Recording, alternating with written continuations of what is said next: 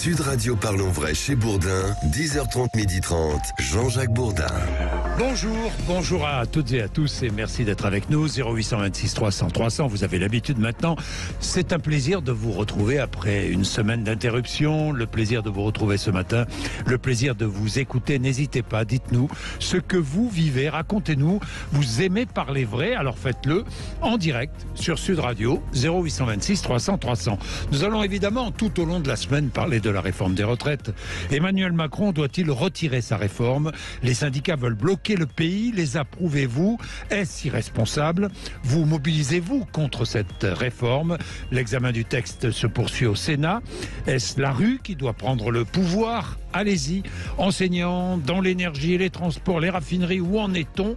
Dites-nous. Je vais appeler dans un instant Patrick Blaise, secrétaire général de CFDT Route. La CFDT, premier syndicat dans les transports, les routiers sont appelés à se mobiliser.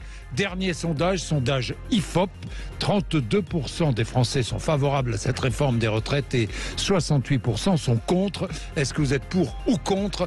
Allons-y tout au long de la semaine, je vous écoute. Bras de fer entre les médecins et la sécurité sociale. Des médecins envisagent de plus en plus nombreux de se déconventionner. Quelles conséquences? Les patients ne seront plus remboursés par la sécurité sociale. Nous en parlerons tout à l'heure entre 10h45 et 11h. Wokisme, cancel culture. Attention, danger, pense la ministre de la Culture, Rima Abdul-Malak. La France prend-elle le chemin de la censure au nom de la défense de toutes les minorités? Des textes d'auteurs révisés, des mots changés, des phrases édulcorées, livres, films, tableaux. La liberté d'expression est-elle menacée? Doit-on protéger l'exception culturelle française? Ce sera le débat que nous ouvrirons tout à l'heure entre 11h et midi. Et puis à 12h05, avec nous, un représentant militant de l'association Dernière Rénovation. C'est un mouvement activiste défendant l'écologie. Bientôt, une rencontre avec Emmanuel Macron. Il y a eu une interpellation d'Emmanuel Macron lors du salon de l'agriculture. Nous allons parler de cette association Dernière Rénovation et de ses activistes du climat. Il est 10h32. Vous êtes sur Sud Radio. Merci d'être avec nous. Dans quel monde vit-on comme tous les jours? Avec vous, Félix Mathieu, plusieurs rixes ont éclaté. Écoutez bien ça, dans des salles de cinéma ces derniers jours, à chaque fois devant le même film où il est question de boxe. C'est-à-dire, on va au cinéma pour se battre, Félix Mathieu. Et oui, devant ce film Creed 3, le troisième opus de cette série Creed, dérivé de Rocky, où ça parle effectivement de boxe. Et à chaque fois, devant ce film, des bagarres ont éclaté à Saint-Étienne, à Charleville-Mézières, notamment samedi. Il a fallu arrêter les séances, évacuer les salles. Une scène similaire s'est déroulée aussi à Thionville, bagarre à l'issue de laquelle la police a procédé à une interpellation de sources policières. Des scènes identiques ont eu lieu dans d'autres endroits en France depuis la sortie de ce film américain. C'était mercredi. À Saint-Étienne, en tout cas, samedi après-midi, parmi les plus de 300 personnes présentes dans la salle, la police en a interpellé une vingtaine. Il a fallu relever les papiers d'identité avant de les remettre en liberté finalement, précise un responsable du multiplex Mégarama. Nous n'étions pas en capacité de ramener le calme, dit-il. L'intervention de la police a été nécessaire pour mettre fin aux bagarres avec tout de même des jets de bouteilles dont l'une a atteint à la tête l'un des agents de sécurité du cinéma. On peut même plus se parler. Faut peut-être que ça se joue sur le ring. En tout cas, en juillet 2021, la salle stéphanoise avait déjà connu un précédent similaire avec, là encore, un film américain. C'était cette fois Fast and Furious 9. Alors, Creed 3, vous l'avez vu, vous êtes allé en salle, vous avez vu, mais pourquoi se battre pour un film? Ou avant un film ou pendant un film? Ça, j'ai pas encore très bien compris, je n'ai pas vu Creed 3. Vous l'avez vu, racontez-nous, expliquez-nous. Parce que c'est un phénomène assez curieux, assez étrange tout de même. Il est 10h34. Bien, merci d'être avec nous. On ne se bat pas, mais on se mobilise. Enfin, la journée de demain s'annonce une journée importante et s'annonce perturbée, terriblement perturbée. La réforme des retraites, les syndicats veulent bloquer le pays. Je le dis, les approuvez-vous? Est-ce irresponsable? Vous nous dites, vous êtes favorable à cette réforme des retraites, vous êtes opposé à cette réforme des retraites. Ici, Parlons Vrai, c'est une plateforme sur laquelle vous pouvez vous exprimer, évidemment. 0826 300 300. L'examen du texte se poursuit au Sénat et reprend a repris ce matin à 10h, Félix Mathieu. Oui, encore plus de 3000 amendements au programme. Les sénateurs se penchent aujourd'hui sur la proposition des rapporteurs de créer une sorte de CDI nouvelle formule pour inciter à l'embauche de seniors au chômage. Les débats ont avancé durant ce week-end, en tout cas avec la suppression des régimes spéciaux pour les nouveaux entrants, la création d'un index senior dans les entreprises aussi, mais uniquement cet index senior pour les entreprises comptant plus de 300 salariés. Nous ferons tout pour que la réforme puisse être adoptée, a dit hier en tout cas le patron des sénateurs LR, Bruno Retailleau. Son soutien à la réforme est capital pour Emmanuel Macron et son gouvernement. L'examen du texte doit se terminer dimanche prochain au Sénat le 12. Voilà, au Sénat le 12, il est 10h35. Patrick Blaise est avec nous, secrétaire général de la CFDT Route. Patrick Blaise, bonjour. Bonjour Jean-Jacques. Merci d'être avec nous. Patrick, je sais que vous êtes très mobilisé. Vous êtes déjà mobilisé, vous, les routiers, Patrick. Déjà contre cette réforme. Tout à fait, Jean-Jacques. D'ailleurs, depuis le début, à l'appel de nos confédérations, de nombreux routiers, les salariés de la convention collective, pas que les routiers, de la logistique, ambulanciers et autres, se sont mobilisés dans tous les cortèges, dans toute la France. Et on est très présents, puisque bien entendu, on va être impacté aussi lourdement, surtout vu la pénibilité de nos métiers. Et puis, rappelons-le quand même, Jean-Jacques, pendant le Covid, on a été considérés, et mes collègues ont été considérés comme des salariés essentiels, que ce soit de la logistique, du transport sanitaire, du transport par autocar et bien entendu du transport de fonds. Et aujourd'hui, on prend ça pour une double pénalité pour nous, ce recul de l'âge qui est de 2 ans supplémentaires. Patrick Blaise, mobilisation concrètement dès aujourd'hui ? Alors non, pour notre organisation, nous, pour la branche route, nous on a appelé à partir demain, comme les confédérations l'ont demandé, nous partirons, nous, la CFDT Transport, demain, en mouvement, comme à l'appel de nos confédérations. Nous, on suit nos confédérations sur ces sujets-là. Donc dès demain, forte mobilisation, évidemment, de notre côté. Ça veut dire quoi, forte mobilisation ? On n'embêtera pas. Alors, on n'appelle pas au blocage, nous. Moi, quand j'entends le mot blocage, ça me choque un peu parce que nous, ce qu'on appelle, notre confédération, nous appelle à l'arrêt. On a tracté, on a fait dans toutes les zones industrielles depuis déjà plus de 15 jours.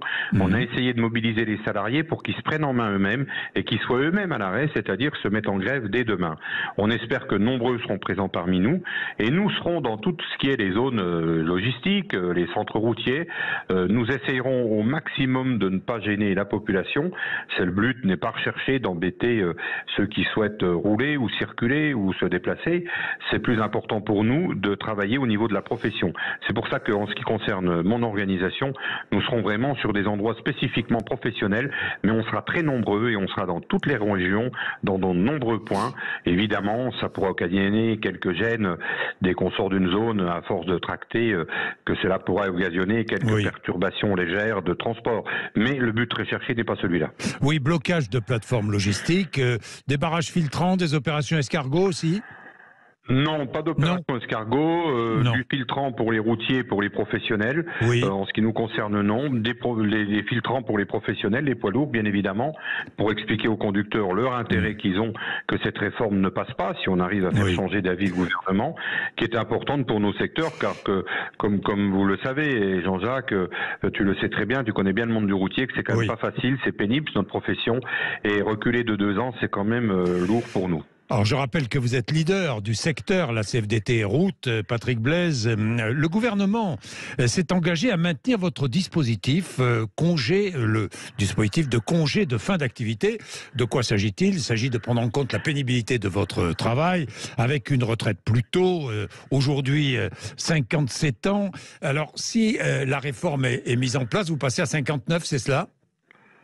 C'est tout à fait ça, Jean-Jacques, et quelque part, 2 ans de plus. Alors, bien entendu, le gouvernement, alors c'est un accord qu'il faut savoir que les salariés cotisent pour obtenir ce départ, pour ce qui est des conducteurs, des secteurs de la convention collective du transport, et évidemment, ça ferait un recul, mathématiquement, de 2 ans, comme ça a été à la dernière réforme. Et là, de repartir de 57 à 59, pour certains, c'est quand même très pénible, surtout pour beaucoup qui ont commencé à rouler très jeunes, dès 21 ans, puisque c'était l'obtention du permis avant, où on pouvait commencer qu'à 21 ans. Je crois que le congé de fin d'activité est possible si le conducteur a 26 ans d'activité, c'est cela ? Alors, pour le transport de personnes, c'est 30 ans 30 et 26 ans pour le transport marchandises. Il faut, d'activité complète. Mais bien souvent, ces personnes-là, on les ont largement et même beaucoup plus. Alors, Patrick, vous êtes mobilisé demain. Vous serez mobilisé aussi mercredi? Oui, pour la journée de la femme, dans la continuité, parce que c'était déjà une manifestation qui était déjà prévue et qui était déjà dans nos tablettes, bien évidemment. Demain, dans tous les secteurs, que ce soit les transports par autocar, bien évidemment, les transports sanitaires, les convoyeurs de fonds, transports de fonds et valeurs, les routiers, les bases logistiques. Est-ce que le mouvement s'annonce très suivi, Patrick Blaise? De notre côté à nous, oui, les remontées là que l'on a, et à chaque fois, on était très mobilisés, y compris dans les cortèges. Oui, demain, il y aura une forte mobilisation. Les salariés se sentent concernés et seront présents eux-mêmes. Oui, très fortement. On verra beaucoup plus demain des personnes au niveau du transport dans la rue qu'il n'y en a aujourd'hui. Patrick Blaise, Romain est avec nous. Romain, bonjour Romain. Oui, bonjour, et bonjour monsieur Glaise aussi. Bonjour. Romain, alors, vous êtes vous-même au volant, Romain? Moi, je suis un accident de travail, là. Vous voyez, on parle de retraite, mais c'est ma deuxième opération du dos, moi. J'en ai eu une à 29 ans et j'ai eu un accident de camion, là, en 2021, donc sur zone S1 jusqu'à L4. Donc déjà, vous voyez, la pénibilité, moi je sais ce que c'est déjà, pour les vibrations, port de charge lourde, etc. Mais moi, mon questionnement, en fait, c'est sur le CFA, en fait. Donc il est de 27 ans de conduite dans le transport public. Congé de fin d'activité, le CFA. Moi je conduis des camions depuis l'âge de 25 ans. J'en ai 43 bientôt, c'est ma 16e ou 17e année. Mais j'ai une carrière hachée, donc moi vous voyez le CFA, avant d'avoir les 27 ans ou les 29 ans qu'on veut nous mettre de CFA, moi je suis loin de les avoir atteints. Et puis j'ai 43 ans, comme je vous le dis, 2 opérations du dos, une rupture du tendon d'Achille et un cancer qui a été soigné, une orchidectomie. Donc vous voyez, moi je rentre un peu dans cette tranche de la population où on est déjà un peu usé par le travail, vous voyez, déjà 43 ans. Romain, donc vous soutenez cette contestation? Je soutiens totalement, mais totalement. Je veux dire totalement. Parce que déjà on est un métier où on fait énormément d'heures et où en fait la grande majorité des transporteurs font minimum 200 heures par mois et on est au SMIC, ça fait des années. Moi ça fait 16 ans, je vous dis que j'ai pas d'évolution salariale, que j'ai rien du tout. Et à l'époque, je me souviens, j'étais chez Norbert d'Entresangles et quand je suis rentré, les syndicats, vous savez, moi, ils avaient voté à l'époque 25 centimes de l'heure pour les nouveaux entrants. Alors on prenait les tournées les plus difficiles, on était les moins payés et il n'y a personne qui nous défendait sur ça. Romain, Patrick Blaise, est-ce que les salaires ont augmenté correctement dans le transport? Non, pas suffisamment. Ils ont augmenté, mais loin de là. Donc Romain, déjà, je voulais le saluer parce que c'est quelqu'un vraiment qui souffre et qui sait de quoi il parle dans notre profession. Et derrière ça, malgré toutes les protection que l'on peut avoir. Par exemple, je vais en citer une autre. On a une inaptitude, on a mis en place une inaptitude à la conduite qui sera certainement concernée un jour, à un moment donné, Romain. Mais c'est pas suffisant tout ce qu'on met. Alors, bien sûr, on met des protections, mais c'est pas suffisant, mais on l'utilise beaucoup. C'est pour ça qu'aujourd'hui, le congé de fin d'activité était quelque chose de très important. Le décaler encore dans l'âge va être une difficulté supplémentaire, bien entendu, pour les conducteurs et conductrices. Et c'est véritablement un métier très difficile. Vous voyez, je vais juste faire une aparté, rapidement, mais qui concerne bel et bien le transport. Au Portugal, en Espagne, ils viennent d'arriver à mettre en place l'interdiction du chargement-déchargement des plus de 3,5 tonnes. C'est-à-dire que ça doit être au chargeur, au donneur d'ordre de charger les véhicules et de les décharger. Le conducteur doit juste veiller à ce que le chargement soit bien effectué, le déchargement aussi. Eh bien, en France, on demande ça depuis l'année dernière. Il est vrai qu'aujourd'hui, on a un ministre des Transports qui est à l'écoute et qui a mis en place une commission pour travailler sur le sujet. Mais on a un gros problème avec les chargeurs et les donneurs d'ordre aujourd'hui qui refusent systématiquement que cette avancée arrive alors qu'on a pu le faire en Espagne. Ça a été mis en place au Portugal, ça va être signé en Italie prochainement. Le chargement-déchargement interdit permettrait déjà aussi de soulager largement la pénibilité des conducteurs-conductrices parce qu'il y a beaucoup de conductrices qui rejoignent cette profession aujourd'hui, mais avec beaucoup de difficultés.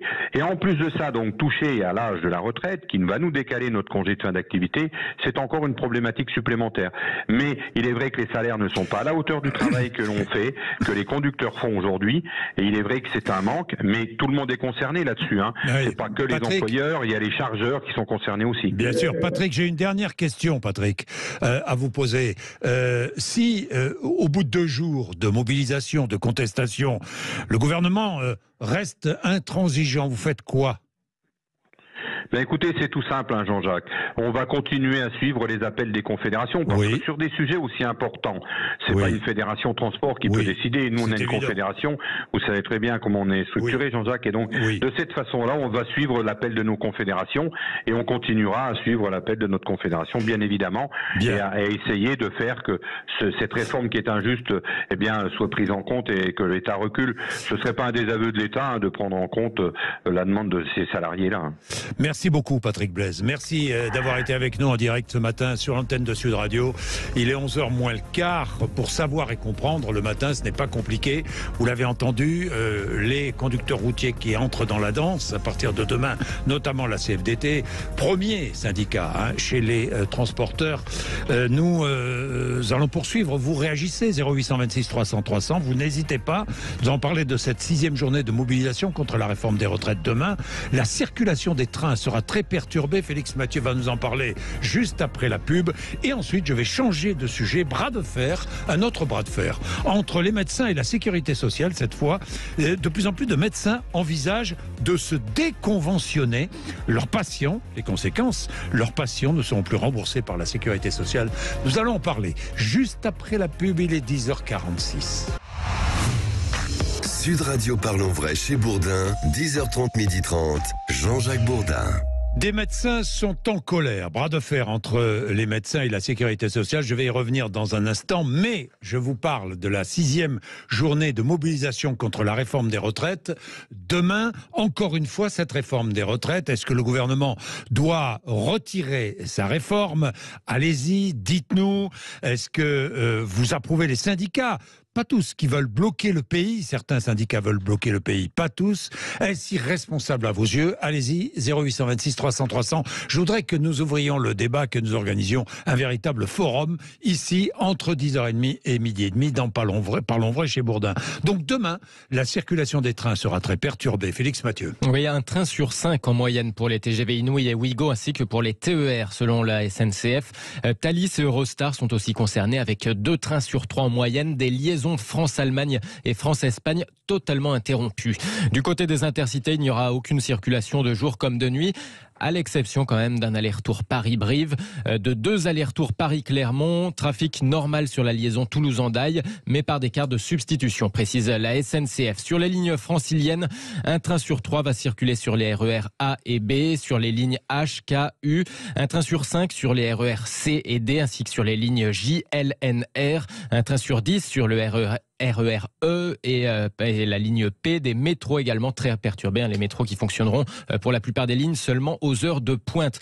Attention, en tout cas, le préavis de grève commence dès ce soir, 19h. La SNCF recommande aux voyageurs qui le peuvent d'annuler ou de reporter leur déplacement. Pourquoi pas de privilégier le télétravail. Un SMS ou un mail va avertir ceux dont le train est annulé avec possibilité de faire changer leur billet ou tout simplement de le faire rembourser. De faire rembourser. Bien, merci Félix. Les médecins donc sont en colère, des médecins. Pas tous, hein. Des médecins sont en colère. Christelle Audigier, bonjour. Allô? Bonjour. Oui, bonjour. Bonjour, vous m'entendez? Oui, je vous entends moyennement. C'est pas très bon. Vous êtes fondatrice du collectif Médecins en colère. Ce n'est pas là. Vous êtes. Non, c'est Médecins pour demain. Ah, c'est Médecins pour demain. Oui, enfin, vous êtes en colère, quoi. Bon, Christelle, je vous entends très mal là. Je pense que ça va être très difficile parce que je vais résumer. On va essayer de rappeler Christelle. De quoi s'agit-il? Un bras de fer est engagé entre des médecins et la sécurité sociale. Des médecins envisagent de se déconventionner. Ça veut dire quoi, déconventionner? Ça veut dire que les patients ne seront plus remboursés par la sécurité sociale. Christelle Audigier, ça va mieux là. Bonjour, je sens que ça va mieux. Bon. Oui.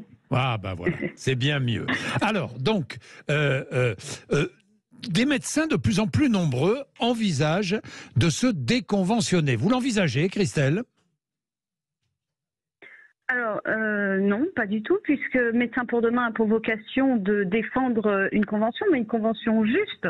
Et nous avons pu voir lors de la proposition de la dernière convention que c'était absolument ubuesque, qu'on était vers des contraintes, alors que nous prévenons depuis des mois, que les médecins fuient, se reconvertissent, se déconventionnent, et entraînant une problématique.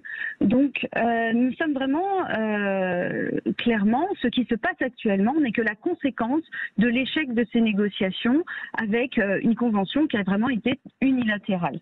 Oui. Mais Christelle, vous n'envisagez pas pour l'instant de vous déconventionner, mais certains médecins envisagent le déconventionnement. Bah, tout à fait, hein, ça fait tout à fait, puisque certains l'envisagent, certains rédigent des lettres d'intention de déconventionnement dans le projet qui n'est pas le nôtre, qui est celui de l'UFML. On a beaucoup de questions vis-à-vis de cela, c'est-à-dire que les médecins envisagent de rester des soignants. Oui.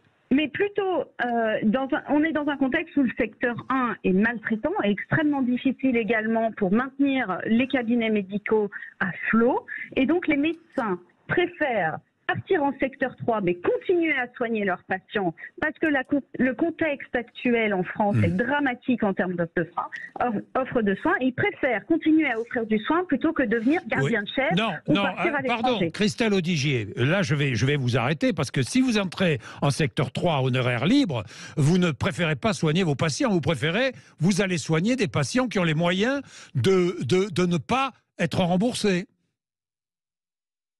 Alors, bien entendu que la problématique principale de ce secteur 3, c'est que le remboursement est à hauteur de 61 centimes pour un médecin généraliste et 1,22 € pour un médecin spécialiste. Donc, ça, c'est le tarif d'autorité qui n'a pas changé depuis 30, 50 ans. Et je suis bien d'accord que c'est dramatique qu'on en arrive là. Mais ça fait des mois qu'on prévient, on dit attention, il nous faut une convention qui rende de l'attractivité à la médecine libérale.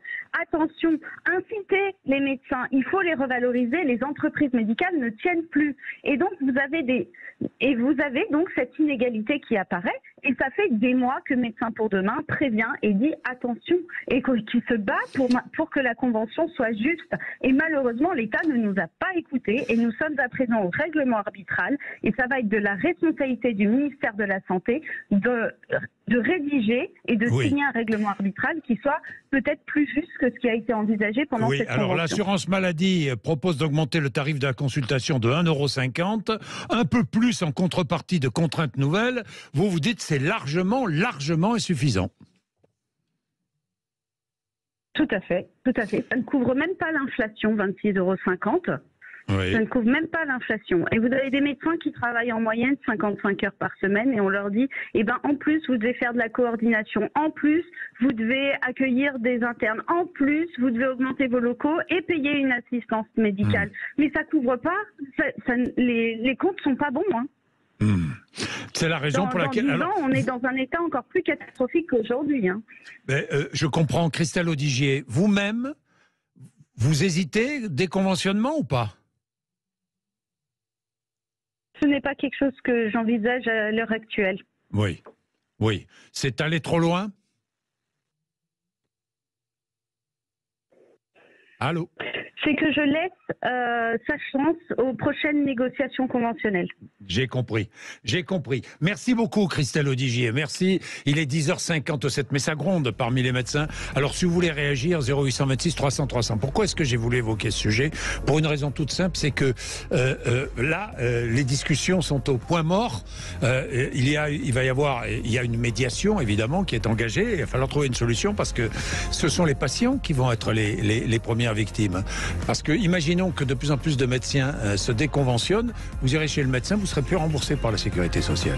Est-ce que vous imaginez, alors que tout le monde vante notre système de santé en France. Il est 10h58, merci d'être avec nous. Je vais passer à toute autre chose juste après les infos de 11h. De quoi allons-nous parler ?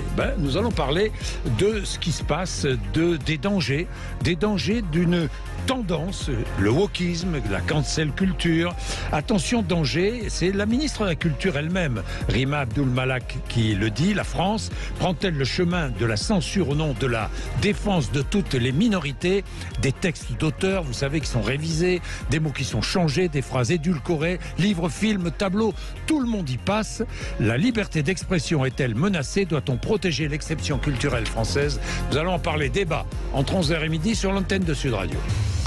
Sud Radio Parlons Vrai chez Bourdin, 10h30, 12h30, Jean-Jacques Bourdin.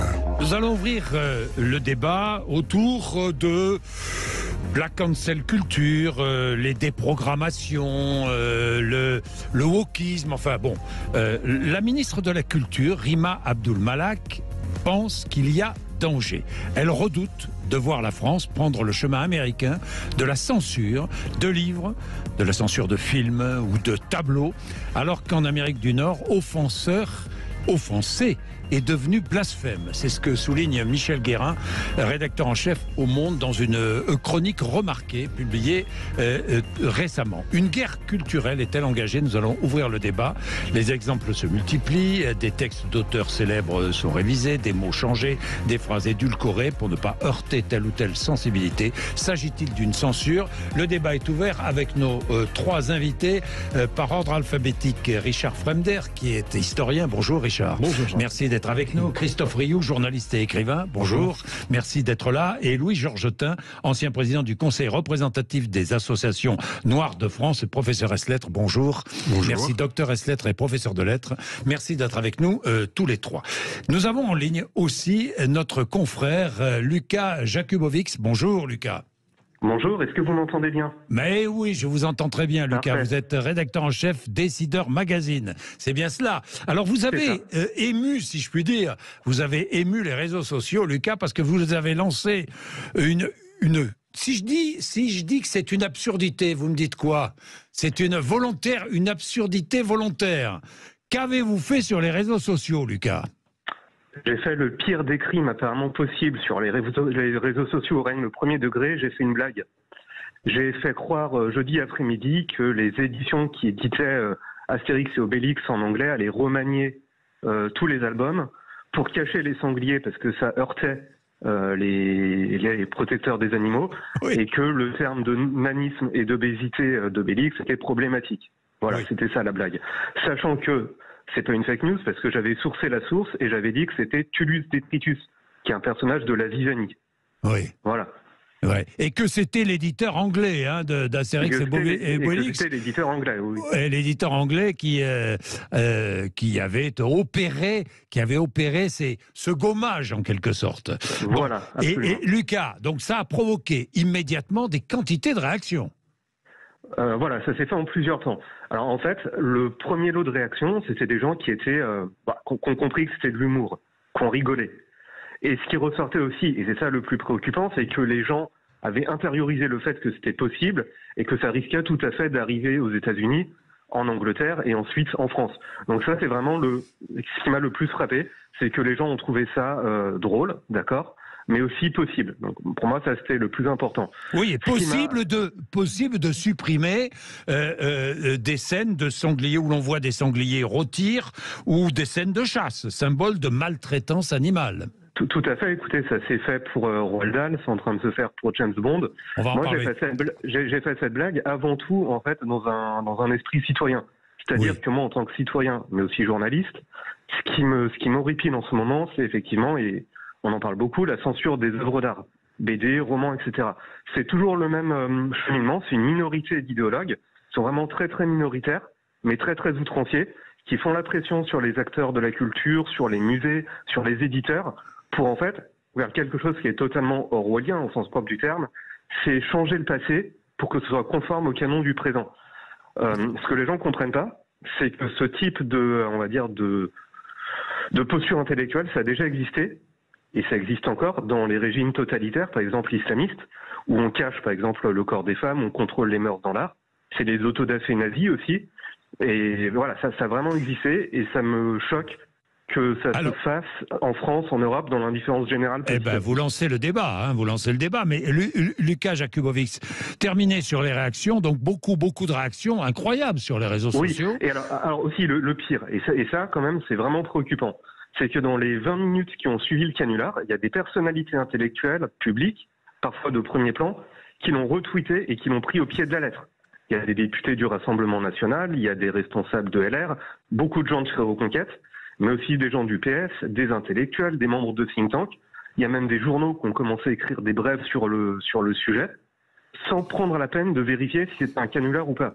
Ouais. D'abord, ça montre, Lucas, je vous arrête tout de suite, ça montre l'une des dérives de notre métier, c'est-à-dire qu'à partir du moment où sur les réseaux sociaux vous avez une affirmation qui est diffusée, immédiatement, malheureusement, aujourd'hui, de plus en plus de rédactions les reprennent, ces affirmations, mais sans vérifier quoi que ce soit, hein, Lucas. Oui, mais je vais vous poser une question, qui est responsable de la dérive? Est-ce que c'est le journaliste qui fait une blague sciemment, c'est-à-dire un canular, un peu une fake news, ou bien est-ce que c'est des responsables publics qui ont un mandat électoral qui pèsent dans l'opinion publique? Mais les deux, Lucas, les deux,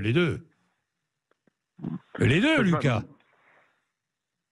Moi, pour le coup, je me sens pas du tout responsable. Hein. Mais je vous parle pas. Totalement. Non, mais je vous parle. Vous, c'était un canular. Non, ouais. Je parle de celles et ceux qui ne vérifient pas les informations avant de les diffuser, de les publier. Je ne parle pas de vous, Lucas. Et puis, je me mets à la place aussi, vous avez raison, Lucas, des politiques qui embrayent tout de suite, là encore, sans vérifier quoi que ce soit. Lucas. Oui. Oui. Et puis, dernière chose, dites-moi. Ensuite, une fois la supercherie, le canular éventé, que s'est-il passé ?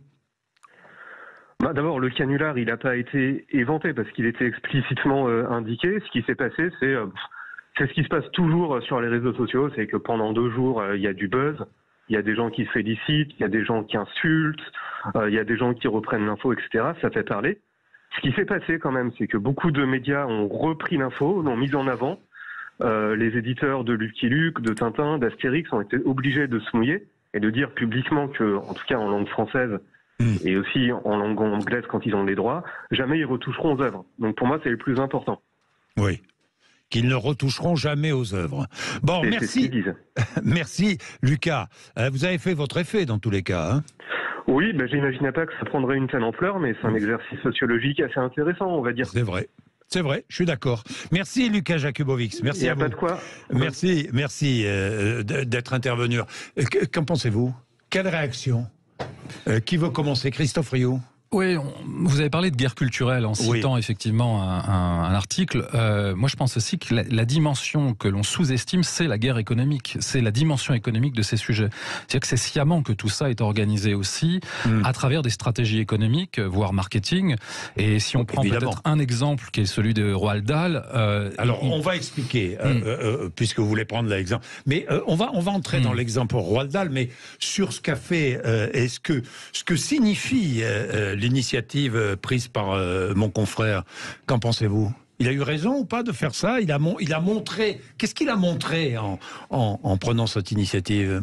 Mais il a montré que toutes ces questions aujourd'hui de sensibilité, de sensitivity, sont très liées à la puissance des réseaux sociaux et à l'emballement médiatique. Donc ça, c'est devenu un catalyseur. C'est-à-dire qu'aujourd'hui, la question culturelle, quelle qu'elle soit, dans l'édition, dans le cinéma, dans l'art contemporain, elle est fortement marquée par la présence des réseaux sociaux comme caisse de résonance. Qu'en pensez-vous, Louis-Georges Tin? Alors, je suis d'accord avec ça. Il a eu raison de faire ça. Enfin, il a montré. Je trouve qu'il y a, je sais pas, mais bon. Je trouve qu'il y a un petit côté pompier pyromane. Oui.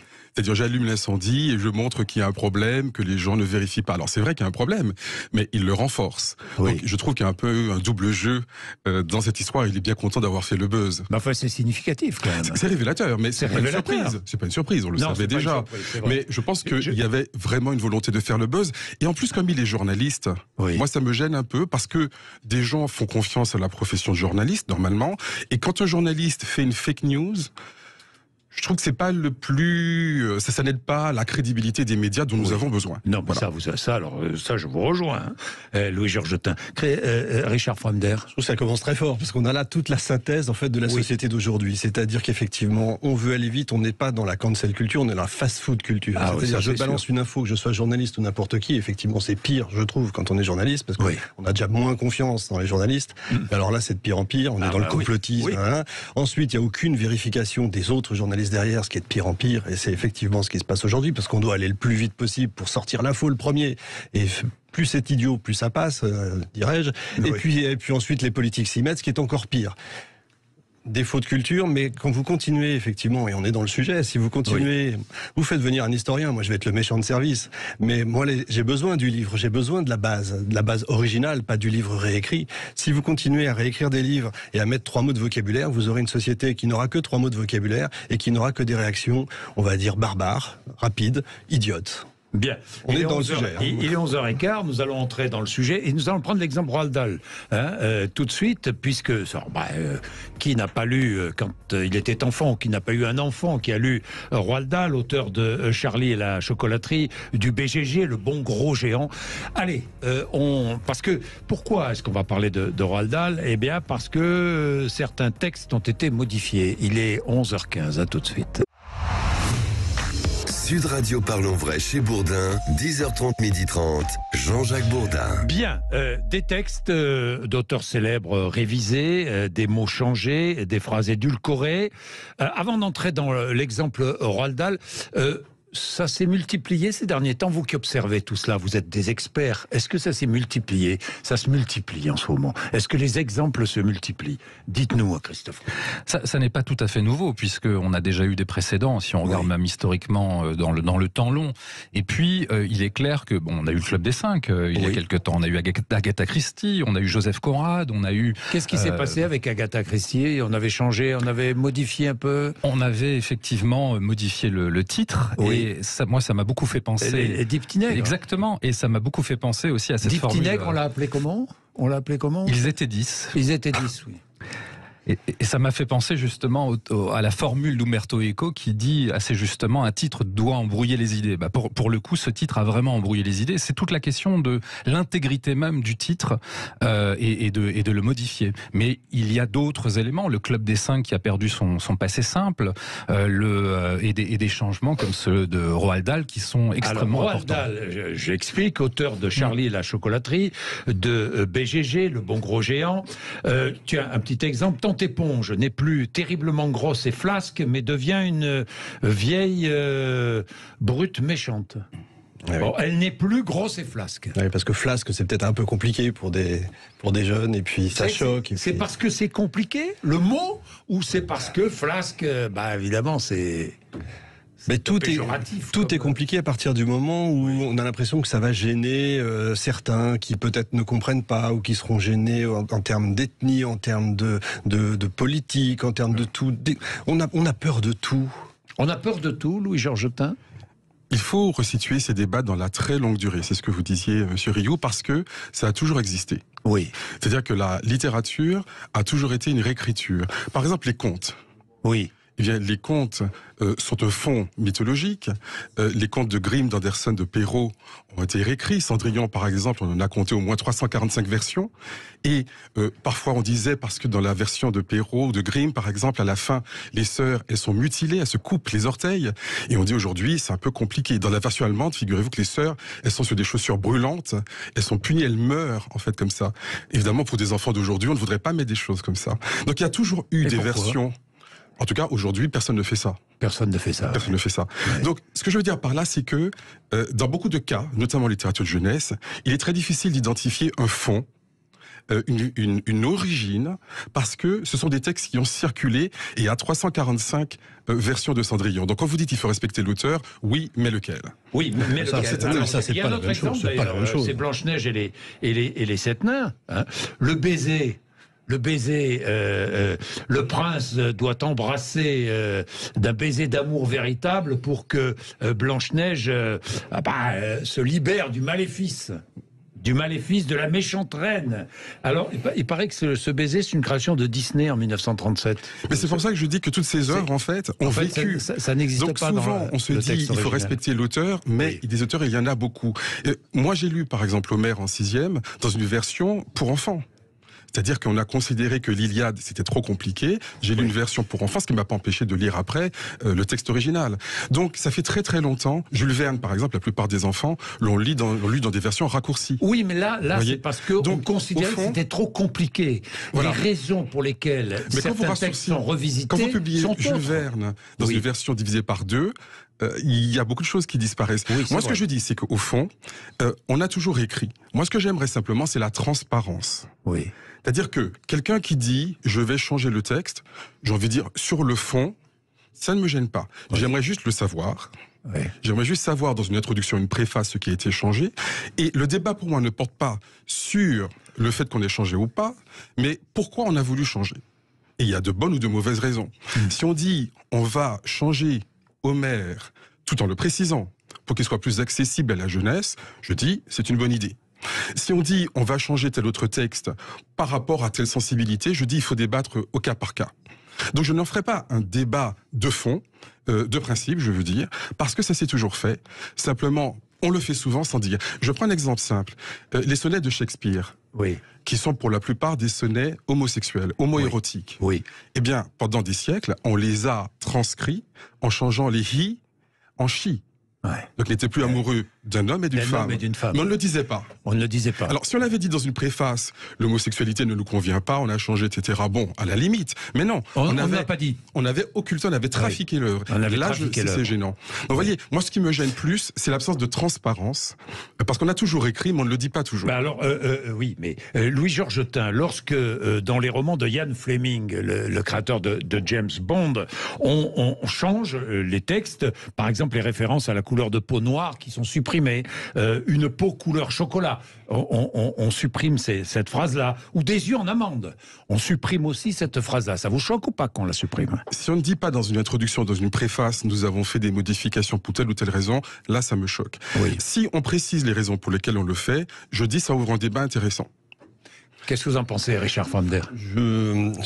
J'hallucine parfois un petit peu de ce que j'entends, mais j'entends, mais je ne comprends pas. Non, ça s'est pas fait depuis toujours. Quand on veut réécrire quelque chose, on écrit un autre texte. Par exemple, La Marmite, qui a été écrit dans le 3e siècle avant notre ère, de Plaute, c'est devenu l'Avare plus tard, parce que ça a été réécrit, mais c'est devenu une autre œuvre. Pour ce que vous racontiez, non, c'est des contes et légendes, et effectivement, les contes et légendes, c'est de l'oral. Et l'oral, effectivement, il y a 340 versions, peut-être 340 000, parce que dans différents pays... des versions écrites, je parle de versions écrites. Et ça devient ensuite des versions écrites, évidemment, derrière, donc c'est pas la même chose. Donc, pourquoi réécrire un livre? En plus, c'est une aberration, comme je disais tout à l'heure. Un historien peut pas dire, qu'est-ce que je prends, moi, comme livre? Qu'est-ce que je prends, moi, en tant qu'historien, comme texte? Je prends l'original, je prends celui qui plaît, parce qu'on ne peut pas dire ceci. Mais moi, qui suis historien de la littérature, je dis, je prends tous les textes. Si je veux le texte original, j'ai besoin de savoir que la version que j'ai entre les mains n'est pas la version originale. Mais quel est le texte que l'on doit livrer au public, au grand public? Est-ce que c'est le texte original ou est-ce que c'est le texte modifié? Alors, c'est un choix éditorial. L'éditeur, il prend une responsabilité. Alors, il y a une raison économique. Il a besoin. C'est vrai. Alors, bien sûr. Mais s'il dit, d'abord, du vivant de l'auteur, il y a parfois beaucoup de versions. Ronsard, par exemple, a souvent réécrit plus de 7 ou 8 fois ses œuvres de son vivant. Donc encore une fois, que l'éditeur fasse un choix, c'est sa liberté. Mais qu'il ne dise pas quel est ce choix, là, c'est le danger. Mais lorsqu'Agatha Christie, le titre, Les 10 petits nègres est changé, c'est le titre qui est changé. Mais Agatha Christie, de son vivant, avait déjà, sur ce point précis, c'est pour ça que je dis qu'il faut aller au cas par cas, elle avait déjà donné un accord pour l'édition anglaise sur ce titre-là. Et les ayants droit, qui ont évidemment des droits, par définition, ont donné leur accord. Donc quand les ayants droit, a fortiori l'auteur, disent oui à ce changement, eh bien, on peut ne pas être d'accord. Mais du point de vue légal, ils ont évidemment le droit. Vous voyez pourquoi je dis qu'il est important de regarder les choses au cas par cas. Mais est-ce que dans de nombreux cas, on peut parler de censure? Parce que, encore une fois, la ministre de la Culture s'inquiète, certains écrivent et parlent de censure. Salman Rushdie lui-même, c'est une censure absurde. L'éditeur devrait avoir honte, l'éditeur de Roald Dahl devrait avoir honte de changer comme ça un texte, de changer des mots, de changer des phrases. phrase. Oui, Richard Fremder. J'ai envie de me souvenir du siècle des Lumières où justement on se levait contre l'oppression. On va prendre Beaumarchais. Si vous me donnez quelques secondes, je vais vous lire Beaumarchais parce que quand même, dans son Mariage de Figaro, vous avez donc le héros qui veut changer de métier et qui donc se lance dans la presse et dit « Pourvu que je ne parle en mes écrits ni de l'autorité, ni du culte, ni de la politique, ni de la morale, ni des gens en place, ni des corps en crédit, ni de l'opéra, ni des autres spectacles, ni de personnes qui tiennent à quelque chose, je puis tout imprimer. » On a fait la révolution pour ça. Mais attention, les mots ont un sens. Une révolution. Pour la liberté d'expression. Mais oui, mais la révolution, c'est un retour au départ. Les mots ont un sens. Il faut faire attention à ne pas revenir à ça. Et ça, moi, je m'inquiète très fortement parce qu'on va... On prive les mots de sens. Mais bien entendu. On prive des textes de sens. Vous parliez de Ronsard qui réécrivait, mais on en a d'autres. Flaubert passait une journée à écrire parfois une phrase. Et les mots ont un sens. C'est extrêmement important. Quand vous privez... Si on prive, qu'on soit éditeur ou qu'on soit ayant droit, si on prive l'œuvre originale, mais changez de titre dans ces cas-là. Faites une autre œuvre dans ces cas-là. Vous parlez d'une manière un peu générale. Mais non, mais c'est important. Mais lorsqu'un auteur écrit ses œuvres, ou lorsque des ayants droit proposent des modifications, ils ont légalement le droit de le faire, typiquement. Après, je dis, il doit y avoir un débat, et sur chacun des sujets, on peut débattre. Mais, encore pour qu'il y ait un débat, encore faut-il qu'on soit informé de ce qui a été changé. Donc c'est pas la même chose lorsqu'il y a une volonté d'occultation et lorsqu'il y a un changement qui répond à des exigences sur lesquelles on peut être d'accord ou pas d'accord. Donc je pense qu'il faut être très attentif, moi je le dis en tant qu'historien de la littérature, aux situations qui ne sont pas les mêmes. Et encore une fois, c'est un débat très ancien. Les éditions expurgées, par exemple. Bien sûr. C'est très ancien. Bien sûr. Donc, vous voyez, aujourd'hui simplement on en parle plus parce qu'il y a les réseaux sociaux. Non, on en parle plus parce que... Mais c'est pas ça dépasse en soi nouveau. Parce que ça dépasse les textes aujourd'hui. Aujourd'hui, ça atteint le théâtre, ça atteint le cinéma. Ça a toujours été le cas. Hollywood, par exemple, en matière de cinéma. Que faisait-il et pourquoi ont-ils eu ce succès planétaire? C'est-à-dire que, dès le début, ils faisaient des séances auprès des différentes minorités. Donc ils faisaient venir un Irlandais, un Noir, un Latino, ils disaient « Regardez ce film ». Et les différents publics disaient « Non, moi j'aime pas, etc. » Ils intégraient cela et ils disaient « Avec cette... manière, nous pourrons vendre notre film, non seulement au niveau national, mais au niveau international. On mettait toujours des acteurs français, des acteurs brésiliens, des acteurs espagnols, et jusqu'à aujourd'hui... C'est du marketing. C'est du marketing. C'est du marketing. Et ils ont décidé, et c'est leur choix, d'intégrer la réception dans la production. Vous pouvez ne pas être d'accord, mais c'est pas quelque chose de nouveau, vous voyez. Et c'est pour ça que le cinéma américain c'est si bien vendu un peu partout, et même au niveau international. C'est-à-dire que vous prenez un AVA américain, mais vous mettez un acteur français, vous êtes sûr qu'il fera un carton en France. Et on a de bons acteurs français par ailleurs, voyez. Donc encore une fois, cette intégration de la sensibilité n'a absolument rien de nouveau. Dès le début du cinéma, dès le début de la littérature, ces phénomènes se font. Toute la littérature médiévale fonctionne comme ça, par exemple. Il est 11h30, nous allons poursuivre ce débat qui est passionnant. Et si vous voulez vous mêler à notre conversation, n'hésitez pas, 0826 300 300. À tout de suite, un peu de pub, il est 11h30. Sud Radio Parlons Vrai chez Bourdin, 10h30, 12h30, Jean-Jacques Bourdin. Il est 11h34. Allez, je reprends ce que dit la ministre de la Culture. Et encore une fois, c'est mon confrère du Monde qui rapporte ce qu'elle dit. Elle dit, il n'est pas question de restreindre la liberté d'interpréter tel ou tel rôle. À propos du cinéma, pour la ministre, un noir peut jouer un blanc, un hétéro, un homo, une femme, un personnage trans et inversement. Et elle prend l'exemple de Tom Hanks. Tom Hanks, acteur américain, oscarisé pour son rôle d'homosexuel atteint du sida dans Philadelphia, qui aujourd'hui refuserait le rôle, parlant de l'inauthenticité d'un hétéro jouant un gay. Et à cela, l'acteur français Vincent de Dienne a rétorqué que si Tom Hanks n'est pas gay, Denzel Washington, son avocat dans le film, n'est pas avocat dans la vie. Ajoutant, il fait sale temps pour les acteurs. C'est très intéressant. Hein. Alors, je serais d'accord avec ça si nous étions dans un monde sans discrimination. Prenons la question noire, par exemple. Beaucoup de Noirs, aux États-Unis comme en France, n'avaient pas un très grand accès au monde du cinéma et ne pouvaient jouer que des rôles de noirs, entre guillemets. Par exemple, pour les femmes, c'était le rôle de la domestique, la boniche, comme on dirait. Pour les hommes, c'était le rôle du malfrat ou du domestique. Donc, lorsqu'il y avait de grands rôles, les acteurs noirs ne pouvaient pas jouer des rôles ordinaires, c'est-à-dire des rôles de blancs. Donc, si vous voulez, lorsque les Noirs ne peuvent jouer que des rôles de Noirs, et qu'en plus, Othello est joué par un blanc, comme c'est arrivé il y a quelques années ici en France, à l'Odéon, eh bien ils disent on peut ni jouer les rôles de noirs fameux, ni jouer les rôles sans couleur fameux. Nous sommes toujours cantonnés à des rôles mineurs, de noirs, marginaux. Nous n'avons pas de grands rôles. Donc dans un cadre idéal, je dirais, il n'y a pas de problème, mais on n'en est pas là. Vous voyez la difficulté. Non, mais je comprends. Donc si un acteur noir ne peut jouer ni les grands rôles de noirs, ni les grands rôles de blancs, quelle est la carrière à laquelle il pourra aspirer? Je suis d'accord. Mais en quoi est-ce choquant qu'un grand personnage blanc soit joué par un acteur noir? Est-ce que c'est choquant? Vous pensez que ça nous choquerait?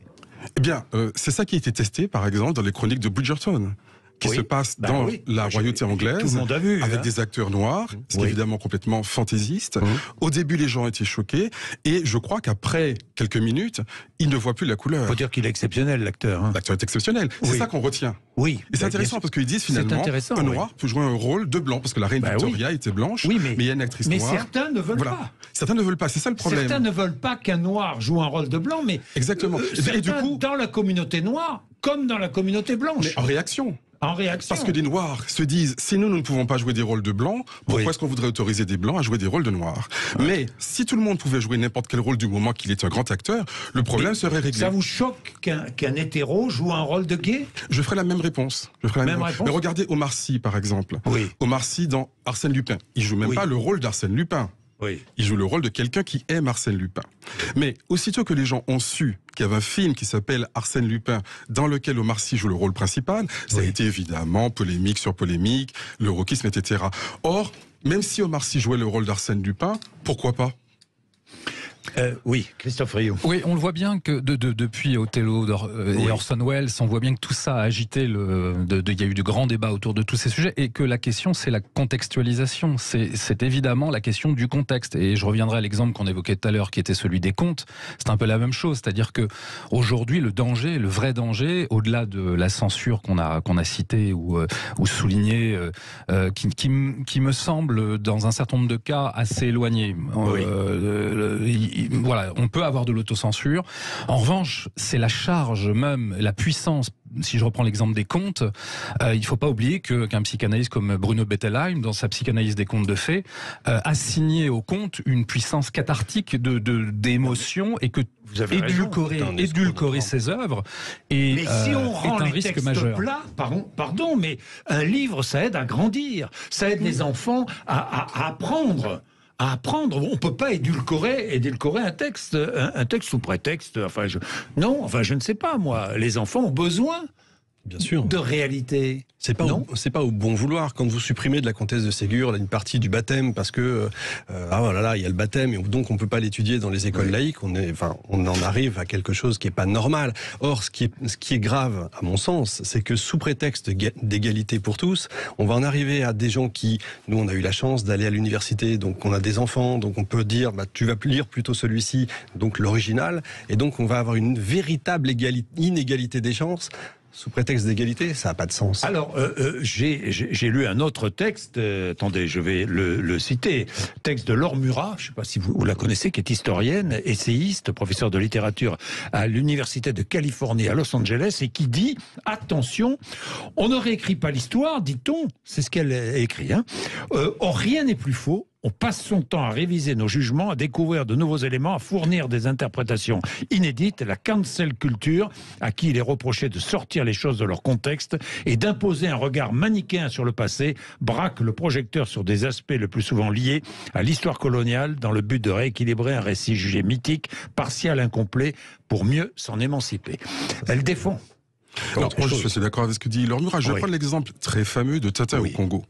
Oui. Tout le monde se rappelle des images extrêmement racistes de Tintin au Congo.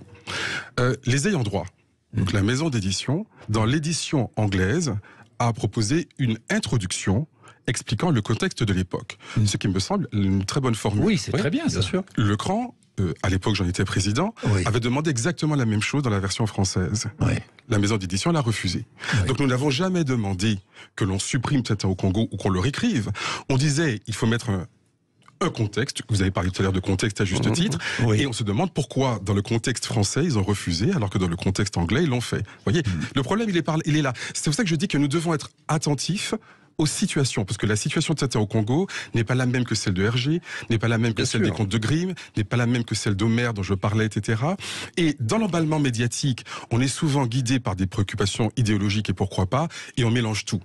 Or, chacune de ces situations est très différente. Vous avez raison. Mais quel est le rôle de l'école? Un autre exemple. Quel est le rôle de l'école aujourd'hui? Pardon, mais l'école devrait servir à ça, à contextualiser. Malheureusement, c'est pas du tout le cas. C'est ça. Et c'est comme ça qu'on fabrique des êtres humains évolués. Évolués et hommes avec curieux. Et curieux.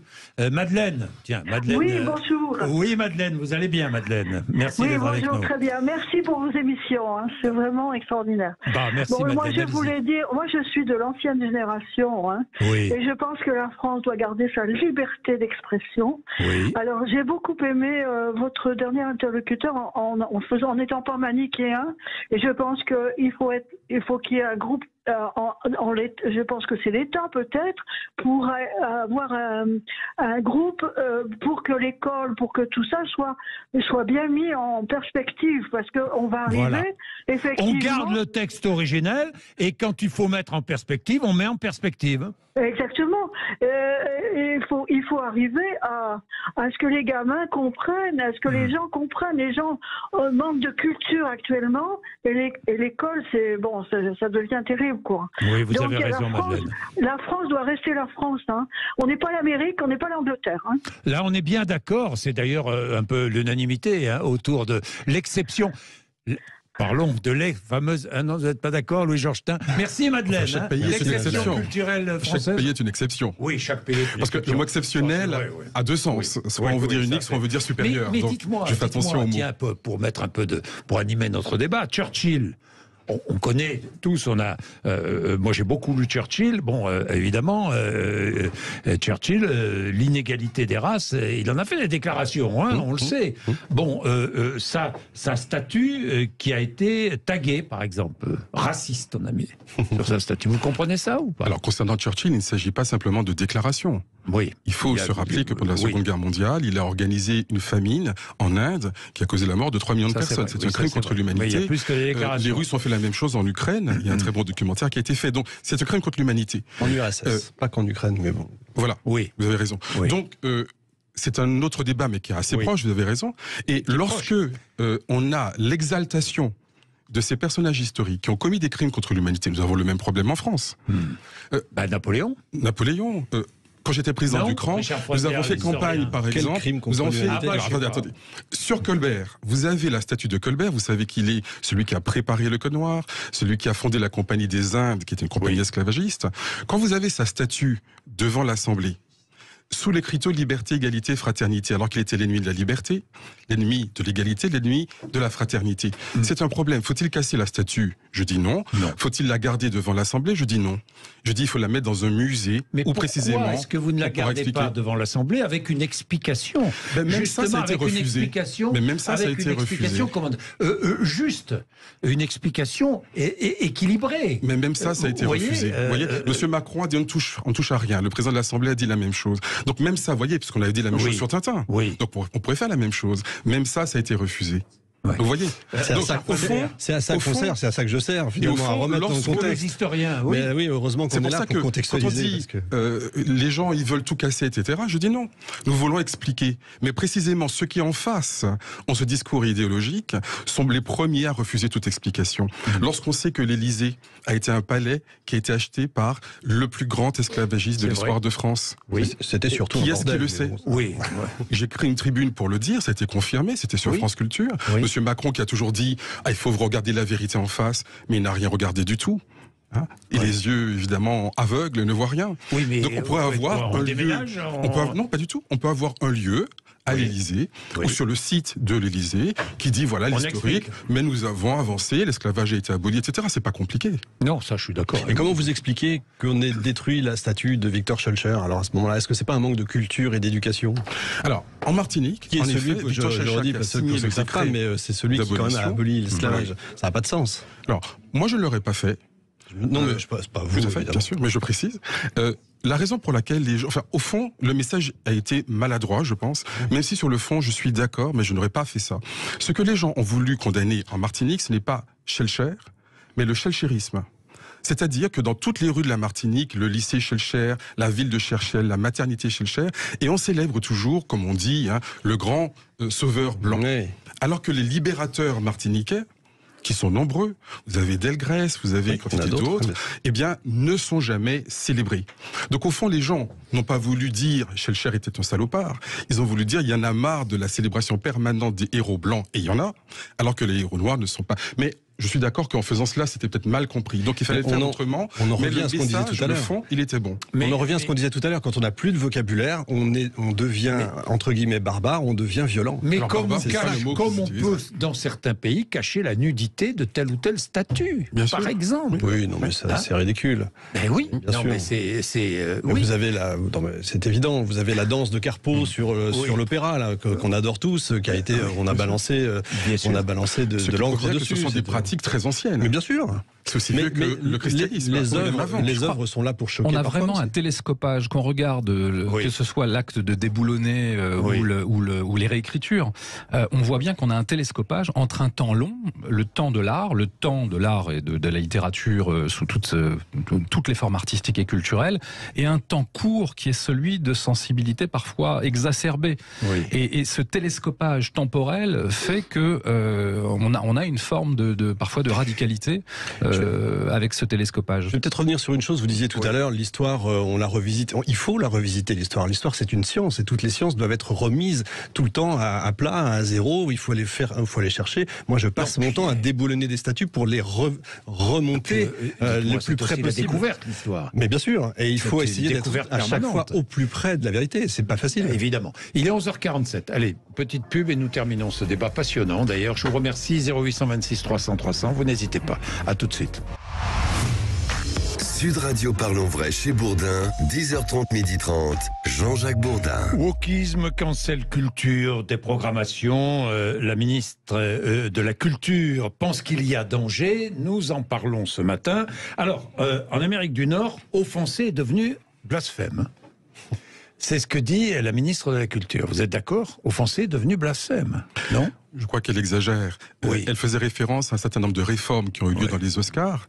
Dans le jury des Oscars, il y a maintenant plus de femmes et plus de personnes noires. Enfin, dites-moi, puisque vous parlez des Oscars, pour concourir en 2024 dans la catégorie du meilleur film, il faudra remplir 2 de ces critères. Un rôle principal ou secondaire issu d'un groupe ethnique sous-représenté, 30% des rôles secondaires issus de groupes minoritaires, une intrigue axée sur une minorité. C'est la logique des quotas. Pour ma part, la logique des quotas. On met des quotas dans des œuvres. Je vais vous donner un exemple. Oui. On a mis des quotas pour les femmes et pour la diversité aux États-Unis, dans le jury aussi. Oui, dans le jury, oui. Et les choses commencent à changer. Une personne comme Euzhan Palcy, qui est une cinéaste martiniquaise, donc française, a reçu, il y a 3 mois, un Oscar pour l'ensemble de sa carrière aux États-Unis. Oui. Elle est une star reconnue au plus haut niveau. Ici, les médias n'en ont pas parlé. Aucune télé, Le Monde, Libération, non. Et on ne la connaît pas. Pourquoi? Parce que Euzhan Palcy, malgré son talent qui est incontestable, elle a fait tourner Marlon Brando, elle a reçu des prix internationaux dès ses premiers films, Recase Nègre par exemple. Elle est connue au niveau international, elle est célébrée aux États-Unis. Il n'y a pas beaucoup d'acteurs français qui ont reçu un Oscar. Elle vit aux États-Unis, non? Elle vit en France. Elle vit en France. Vous pouvez la contacter demain matin, je la fais venir si vous voulez. Avec plaisir. En France, elle n'est pas reconnue. Donc, si on ne prend pas des mesures drastiques, on n'y arrive pas. Si on avait d'autres solutions, j'en serais ravi, mais aujourd'hui, ça n'est pas le cas dans le cinéma. Ça évolue évidemment, heureusement, mais on revient de loin. La première femme aux États-Unis, la femme noire à recevoir un Oscar, eh bien, elle n'a pas pu recevoir son Oscar parce que c'était une salle blanche interdite aux Noirs. Pour aller plus loin, l'offense existe dans de très nombreuses œuvres. Il faut garder cette offense, non? Enfin, je sais pas, moi. Pourquoi pas? Mais toutes les offenses ne sont pas les mêmes. Par exemple, offenser les puissants, c'est pas la même chose que offenser les plus discriminés.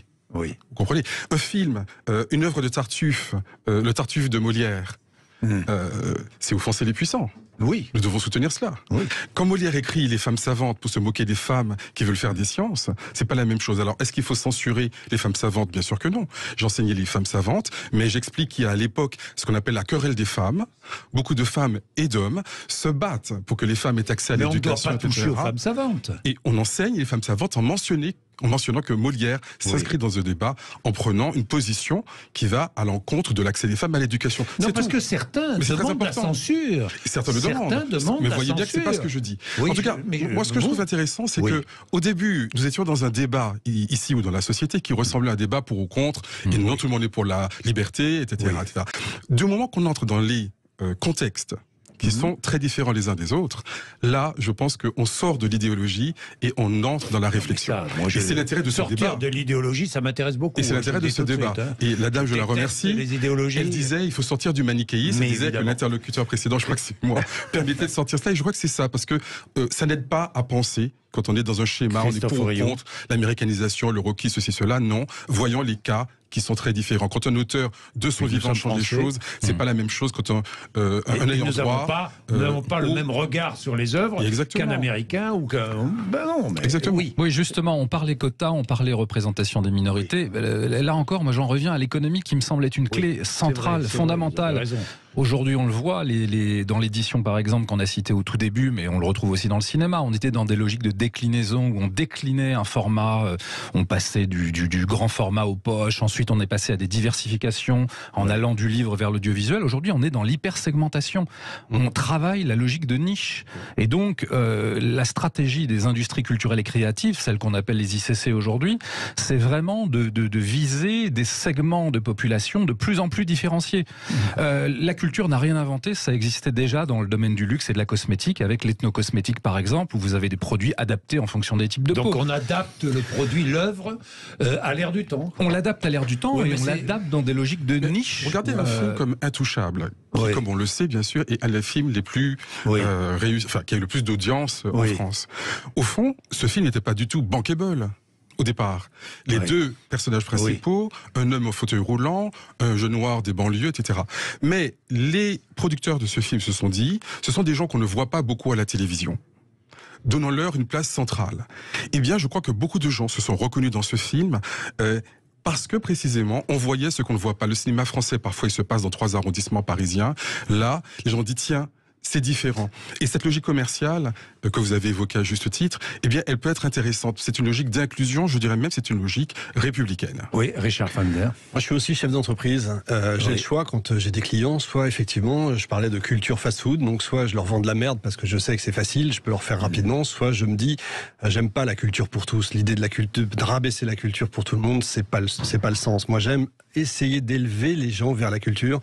Donc j'évite de leur vendre de la merde, j'évite justement de faire du marketing de base et j'essaye d'élever un petit peu le niveau, mais parce que j'aime bien me regarder dans la glace. Après, c'est les chefs d'entreprise divers et variés. Mais attention, je pense que Disney est en train de revenir un petit peu en arrière, puisqu'on parle économie. Ça se passe pas si bien que ça, leurs abonnements, parce que le wokisme, la cancel culture est en train de... Les gens commencent à en avoir un peu ras-le-bol. Netflix, c'est pareil, qu'ils fassent attention. C'est le marché qui décide. Hein. Oui, parce que ça, c'est le marché qui décide. Il faut peut-être le préciser. Disney, pour Netflix, dans le cas de Netflix, qui a racheté la société des ayants droit de Roald Dahl. C'est comme ça que on reboucle la boucle.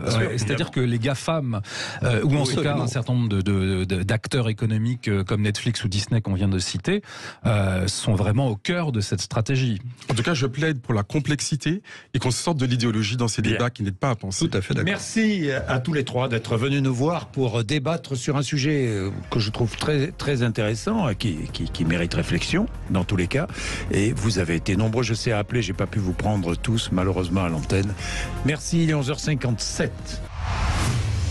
Sud Radio Parlons Vrai chez Bourdin, 10h30, 12h30, Jean-Jacques Bourdin.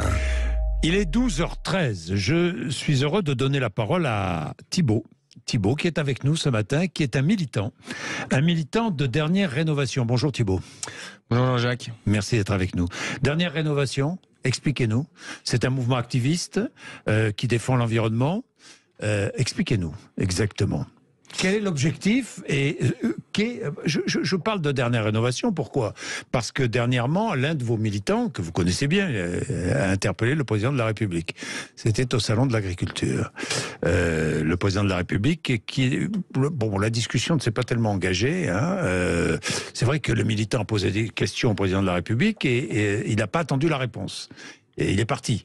Mais l'Élysée vous a proposé une rencontre.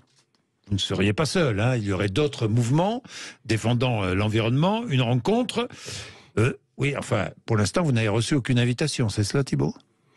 Oui, tout à fait. Pour l'instant, on a donc répondu à l'invitation d'Emmanuel Macron, qu'il a partagé publiquement à la suite de l'interpellation et surtout de l'agression qu'il y a eu sur un autre citoyen qui soutient Dernière Rénovation, qui s'est fait violenter par des forces de l'ordre. Agression. Qu'est-ce qui s'est passé ? Il s'est fait tirer les cheveux. C'est vrai que ça se fait pas. Tirer les cheveux et plaqué au sol pour avoir essayé de parler au président. Et à la suite de ça, donc le président Emmanuel Macron a fait une invitation publique pour dire que lui, il était très ouvert au dialogue, etc. Et que c'était un peu nous qui refusions d'échanger. Et donc nous, on a répondu à cette invitation favorablement. Et pour l'instant, il n'y a toujours pas de retour au-delà du coup de communication du président. Écoutez, s'il y a retour, il y aura retour. Enfin, je ne sais pas s'il y aura retour. Nous verrons bien. De toute façon, nous allons suivre. S'il y a retour, vous irez à l'Élysée ? Donc nous, vous irez dialoguer avec Emmanuel Macron ? Nous, on souhaite dialoguer avec Emmanuel Macron, on souhaite dialoguer avec le gouvernement. Notre campagne, elle vise à obtenir une revendication et ça a toujours été extrêmement clair la façon dont le gouvernement peut mettre fin aux actions. Donc on est une campagne de résistance civile qui vise à obtenir un plan de rénovation énergétique du bâtiment. Depuis le début, ça fait 1 an, on a envoyé une lettre il y a 1 an au gouvernement. Votre objectif, c'est obtenir un plan de rénovation énergétique des bâtiments. Spécifiquement, faire passer les mesures qui ont été élaborées par les citoyens de la Convention citoyenne pour le climat il y a maintenant 2 ans, qui ont été appuyés par des experts et qui ensuite ont été balayés par Emmanuel Macron dans la foulée. Donc on les a reprises et puisque ce qui n'a pas marché par les urnes, ce qui n'a pas marché par la Convention citoyenne pour le climat, maintenant on essaye de forcer en fait le gouvernement à adopter ces mesures qui bénéficieront au plus grand nombre. Bien plus largement, il n'y a pas que Dernière Rénovation, il y a plusieurs mouvements qui sont d'activistes qui défendent le climat et qui parfois, je sais pas moi, par exemple, j'ai vu dégradation de distributeurs de billets de banque, de BNP Paribas, blocage de jets privés, des pneus de SUV qui sont dégonflés. Ça sert à quelque chose ou pas ? À quoi ça sert ? Alors moi, je ne vais pas faire une analyse de toutes les tactiques militantes qui existent et qui ont existé dans l'histoire. Moi, je pense que les tactiques d'action, elles sont pas choisies par ceux qui les utilisent, elles sont définies par nos adversaires. C'est-à-dire qu'en fait, on ne fait bien que, en fait, Expliquez-vous, parce que c'est pour ça, le grand public ne comprend pas. Un distributeur, BNP Paribas, que BNP Paribas finance l'énergie fossile, c'est condamnable. Et une immense majorité de Français peuvent condamner. Mais s'en prendre à des distributeurs de billets de banque de BNP Paribas, je vois pas le... La question, c'est qu'est-ce qui marche ? Qu'est-ce qui marche ? Qu'est-ce qui marche depuis 40 ans, Jean-Jacques ? Allez-y, qu'est-ce qui marche ? Pas grand-chose pour l'instant. Les émissions de gaz à effet de serre continuent d'augmenter depuis 40 ans. Les sécheresses s'aggravent. Les émissions de gaz à effet de serre continuent d'augmenter dans le monde depuis 40 ans. Ça a beaucoup baissé. Elles continuent d'augmenter. Elles sont beaucoup plus élevées aujourd'hui. On a émis la moitié des gaz à effet de serre dans les 30 dernières années. Des 2000 dernières années, la moitié ont été émises sur les 30 dernières années. Ça continue d'augmenter. Donc la question, c'est pas tant de savoir est-ce que tel ou tel truc ça marche, etc. Ça, à la limite, c'est des débats stratégiques d'activistes. La question, c'est qu'il n'y a pas d'autres moyens d'action ? Lesquels ? On a marché dans la rue, 2,5 millions de personnes qui sont allées manifester. Qu'est-ce qui s'est passé ? Rien du tout. D'ailleurs, vous avez marché dans la rue, ça a très bien marché, si je puis dire. Et ensuite, vos manifestations suivantes ont moins bien marché. Il y a beaucoup moins de monde. Mais pendant 1 an, il y avait des millions de personnes dans la rue. Il y a un moment, des mobilisations, ça dure jamais des années avec des millions de personnes dans la rue. Emmanuel Macron ne les a pas écoutés. Les scientifiques font des conférences, etc. Emmanuel Macron ne les écoute pas. On a eu 200 000 gilets jaunes qui sont descendus dans la rue. On a eu une convention citoyenne pour le climat notamment. Qu'est-ce qui s'est passé après ça ? Les gilets jaunes sont descendus dans la rue parce que le gasoil coûtait trop cher. Non, ils sont descendus dans la rue. Ils sont descendus dans la rue pour dire la transition écologique ne se fera pas aux dépens des plus pauvres. Et c'est à ce dessein que servait la Convention citoyenne pour le climat. Ça n'a pas été écouté. La pédagogie a été faite, ça n'a pas été écouté. Il y a un moment, je veux dire, les tactiques, elles sont imposées par la situation. Quand on accule quelqu'un dans une ruelle et qu'on lui explique qu'il va crever dans 40 ans, je veux dire, c'est le fait de dire que c'est les personnes qui sont acculées qui elles-mêmes choisissent leurs tactiques, c'est faux. Les tactiques, elles sont imposées par ce qui est en train de se passer et par le fait que le gouvernement refuse toutes les autres alternatives. Mais est-ce que vous ne pensez pas que l'urgence climatique, puisqu'on parle du climat, c'est banalisé dans l'opinion? Que c'est la raison pour laquelle, justement, il y a moins de monde dans la rue pour défendre le climat, il y a moins de monde qu'il y a 3, 4, 5 ans, non? Non, je crois pas que c'est parce que l'urgence est banalisée, je crois que c'est parce que les gens n'y croient plus, parce que les gens sont déprimés par un gouvernement. Ne croient plus à quoi? Ne croient plus à l'urgence climatique? Non, au fait qu'il y a un changement politique possible par la voie de la manifestation, par exemple. Pourquoi est-ce qu'il y a autant d'abstention, par exemple, quand on vote? Pourquoi est-ce qu'il y a aussi peu de jeunes qui vont voter? Pourquoi est-ce que maintenant il y a moins de personnes qui descendent dans la rue? C'est parce qu'une fois qu'on l'a fait 1 fois, 2 fois, 3 fois, 5 fois, qu'on est descendu dans la rue gentiment, qu'on a demandé et que rien ne se passe, il y a une perte, en fait, parce que la manifestation, ça reste quand même une manière ça reste un acte de confiance envers le gouvernement qui vise à dire, on va descendre dans la rue et on va vous dire qu'on n'est pas d'accord et on fait confiance qu'une fois que vous comprendrez qu'on n'est pas d'accord, là, on ira, là vous allez agir. C'est la rue qui décide? Ce sera beaucoup plus, à mon sens. Est-ce que c'est la rue qui décide ou c'est l'urne qui décide? Est-ce que c'est la rue qui décide ou c'est le vote qui décide? C'est les deux dans nos systèmes démocratiques. Ça a toujours été les deux. C'est-à-dire que l'élu, oui. Démocratiquement, dans un pays démocratique, l'élu est là pour imaginer des lois et les faire voter ou pas d'ailleurs, et ensuite les faire appliquer ou pas. Est-ce que c'est la rue qui doit dire non et qui doit imposer sa loi? C'est les deux qui dialoguent. Il y a toujours eu les deux depuis qu'on a... Aujourd'hui, on n'est plus dans ce dialogue? Disons, c'est l'expression du peuple se fait entendre de plein de manières différentes. Le vote en est une, mais parce qu'il y a plein d'insuffisances dans le système électoral, parce que c'est quinquennal, parce que du coup on vote et ensuite on n'a plus rien à dire pendant 5 ans. Les gens sont élus sur des programmes que de toute façon ils ne vont jamais tenir. Il y a une toute petite partie de la population. Ils sont élus. Oui, mais il y a une toute petite partie de la population qui vote, etc. Ça a une certaine valeur, mais c'est extrêmement limité. Vous ne pouvez pas reprocher à ceux qui se présentent à une élection le fait que les citoyens n'aillent pas voter. Non, tout à fait. Mais c'est juste que du coup, il faut prendre acte de ça et du fait que c'est pas suffisant comme manière de représentation du peuple. Et les manifestations, les actions directes, etc., sont d'autres mécanismes de représentation du peuple et aussi des mécanismes de représentation d'un peuple qui ne peut pas aujourd'hui voter. Parce que ce qu'il faut savoir, c'est qu'une partie des gens pour lesquels, une partie des personnes qui vont bénéficier de ce qu'on est en train de faire, c'est pas juste les habitants de la France aujourd'hui, c'est des personnes qui ne sont pas nées aujourd'hui, c'est des personnes qui ne peuvent pas aller voter. Et donc on est en train de sceller le destin de personnes qui aujourd'hui n'ont pas leur mot à dire dans les politiques, que ce soit en France à l'avenir ou que ce soit dans les pays du Sud global par exemple. Ils ont rien à dire sur le gouvernement Macron par exemple aujourd'hui. Cédric est avec nous. Bonjour Cédric. Bonjour Jean-Jacques Bourdin, bonjour à votre invité Thibault. Thibault qui est un militant de Dernière Rénovation, qui est un mouvement activiste qui défend le climat. Alors, oui Thibault, Cédric. Bonjour Thibault. J'aurais juste à vous dire qu'en fait, il y a beaucoup plus de choses qu'il faudrait peut-être regarder. Moi, je travaille dans le transport et je fais en ce moment, je fais du démantèlement des éoliennes. Est-ce que vous savez les caractéristiques et les problèmes que pose l'éolien quand en fait il est démantelé? Vous allez sur les hauteurs de Fitou, dans l'Aude, et vous allez voir la déforestation qu'il y a eu. Vous allez voir tout ce qui a été pourri. Il y a de l'huile hydraulique partout par terre. J'ai des photos si vous voulez. Vous allez voir que tout est détruit. On nous parle également du démantèlement de l'amiante et du recyclage de l'amiante. L'amiante ne se recycle pas. Vous allez à Saint-Étienne-d'Estréchous, qui est derrière Bédarieux, dans les hauteurs des hauts-cantons de là-bas. Ils sont en train de faire des trous dans nos forêts, à nous, où j'ai joué quand j'étais môme. Ils enterrent tout et ils remettent de la terre par-dessus. Oui, mais l'amiante, il faut bien essayer de trouver une solution pour démanteler l'amiante. C'est pas du démantèlement, puisqu'en fait, c'est foutu dans nos forêts et en fait finalement c'est nous qui en subissons les conséquences. Oui, je comprends, sachant qu'en plus de ça, on sait comment ça se passe dans l'Hérault quand on a des épisodes Cévenol. En fait, la dernière fois, il y a eu des éboulements.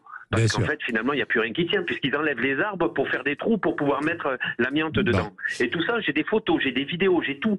S'ils veulent, je peux tout leur envoyer s'ils veulent. Merci Cédric. Oui, c'est vrai qu'il y a des combats écologiques. L'éolien, vous êtes favorable à l'éolien ou pas ? Alors déjà, nous, on n'est pas une campagne sur l'éolien, donc on pourrait avoir plein de débats techniques. L'écologie, c'est comme n'importe quel champ d'activité. On peut avoir des débats techniques sur plein de choses. Nous, en l'occurrence, on a une campagne qui prône. Mais vous, c'est plus politique. Qui prône la sobriété. Donc nous, ce qu'on prône, c'est le fait que qu'on consomme moins d'énergie via notamment une mesure comme la rénovation énergétique. Il faut bien produire de l'énergie tout de même. Oui, mais sauf que du coup, le fait, nous, ce pour quoi on se bat, c'est pour qu'on en consomme moins. Avant de se dire comment est-ce qu'on fait pour en consommer plus et différemment. Ce qui est évident aujourd'hui, c'est qu'on ne pourra pas remplacer tout l'approvisionnement qu'on a d'énergie actuelle par des éoliens. Ce ne sera pas possible. Pour des raisons matérielles, pour des raisons que décrivent votre auditeur, de recyclage, etc. Après, je ne vais pas entendre un débat de combien de proportions il en faudrait, etc. Moi, je ne suis pas un expert et il faut inviter des gens qui sont des experts là-dessus. Nous, on s'appuie sur ce que des experts de la rénovation ont donné. On n'est pas un mouvement d'experts, etc. On est un mouvement citoyen qui vise. Mais vous êtes un mouvement citoyen et politique. Vous êtes un mouvement politique ? Oui, on a un mouvement politique, évidemment. Évidemment qu'on a un mouvement politique. C'est sur quoi on travaille. C'est la vie de la cité. C'est la vie de comment est-ce qu'on crée des conditions d'habitabilité qui soient pérennes pour nous, pour les habitants du Sud global, pour les habitants de France des siècles à venir. Est-ce qu'il faut, pour défendre le climat et l'environnement, aller plus loin dans la radicalité ? Déjà, moi, c'est une question que vous vous posez. Déjà, moi, je veux plus qu'on dise défendre le climat et l'environnement parce que ça veut rien dire et que en réalité, on défend pas le climat et l'environnement. Ce qu'on défend, c'est les gens, c'est les humains, éventuellement les animaux, c'est le vivant sur Terre. Bon, le vivant. Pour défendre le vivant, est-ce que il va falloir plus de radicalité ? C'est un débat, je sais, qui est engagé au sein de vos mouvements. En fait, moi, je le sais pas. C'est le gouvernement qui nous le dira. Mais ce qui est sûr, c'est qu'il faudra plus de radicalité, c'est clair.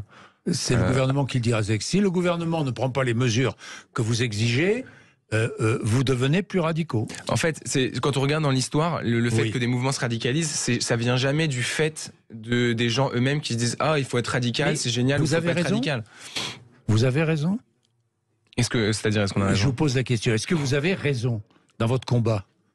Sur les méthodes, j'en sais rien. Moi, tout ce que je peux vous dire, c'est qu'actuellement, on a un gouvernement qui est en train d'envoyer à l'abattoir sa population. Donc c'est un fait objectif. Le gouvernement a trahi sa population. Les experts le disent. Abattoir, pourquoi ?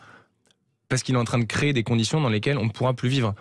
Donc quand on a 5 ans aujourd'hui, quand vous prenez quelqu'un de votre famille, un enfant, je sais rien moi, une enfant de 5 ans et que vous la regardez dans les yeux, vous savez que quand elle aura 30, 35, 40, 50 ans, elle va vivre dans des conditions où potentiellement on pourra plus avoir autant de gens ni sur Terre ni en France. Ce sera des famines, des massacres, des guerres. C'est ça qui se passe quand les rendements agricoles chutent. C'est ça qui s'est passé dans l'histoire encore et encore. Donc on a un gouvernement qui pose les fondements d'une société dans laquelle l'espèce humaine est vouée à s'éteindre avec les politiques qui sont actuellement menées. Donc c'est un acte de trahison du plus haut niveau. C'est le plus haut acte de trahison qui peut être fait par un gouvernement. Après, on peut débattre pendant des heures de est-ce qu'il faut alpaguer, pas comme ça, pas comme si, aller sur la route, pas aller sur la route. Est-ce que c'est tel mur qu'il faut changer plutôt que les fenêtres, etc. C'est super intéressant, c'est du débat technique et il le faut pour faire des politiques qui aient du sens. Mais quand on est sur des plateaux, aujourd'hui, la question c'est pas de...